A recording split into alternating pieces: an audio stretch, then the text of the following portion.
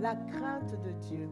Voyez-vous, le Seigneur Jésus dit dans Jean chapitre 17, verset 3, « Or la vie éternelle, c'est qu'ils te connaissent, toi le seul vrai Dieu, et celui que tu as envoyé, Jésus-Christ. » La vie éternelle, c'est que nous connaissions.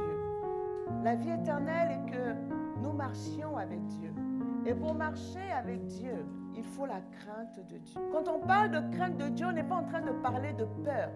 Parce qu'aujourd'hui, on prêche aux gens l'évangile de la peur.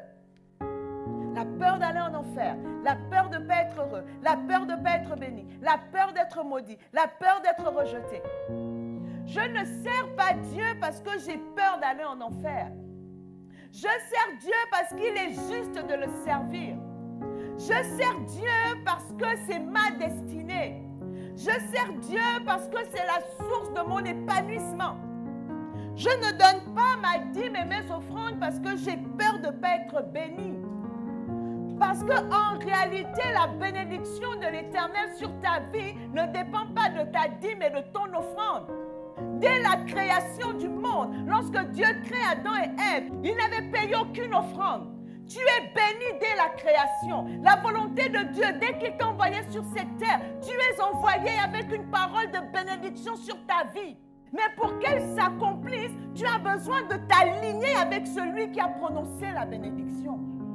Mais lorsque la Bible nous parle de la crainte de Dieu, la crainte de Dieu, c'est un saint respect qui nous pousse à obéir à Dieu.